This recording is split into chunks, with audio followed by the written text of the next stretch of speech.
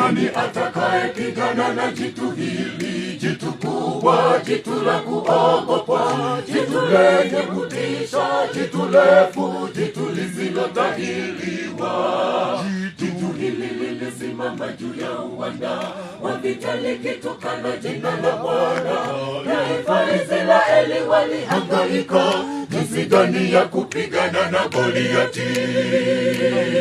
Ni nani atakaye pigana na jitu hili? Jitu kubwa, jitu la kuogopwa, jitu lenye kutisha, jitu refu, jitu lisilotahiriwa. Jitu hili lilisimama juu ya uwanda wa vita likitukana jina la Bwana. Taifa Israeli walihangaika jinsi gani ya kupigana na Goliati. Ndipo wivu wa Bwana ukamjia Daudi, akasema mimi nitapigana. Akayatafuta mawe 5, akaliweka moja kwenye kombeo, akazungusha nalo likampata Goliati.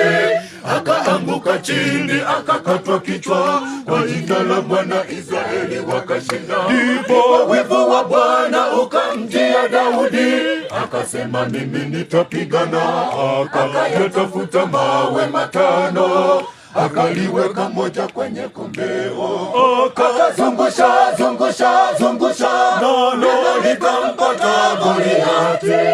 Akaanguka chini, akakatwa kichwa. Kwa jina la Bwana Israeli wakashinda. Ndipo wivu wa Bwana ukamjia Daudi, akasema mimi nitapigana. Akayatafuta mawe 5, akaliweka moja kwenye kombeo, akazungusha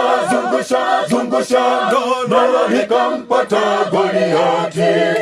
Akaanguka chini, akakatwa kichwa. Kwa jina la Bwana Israeli wakashinda.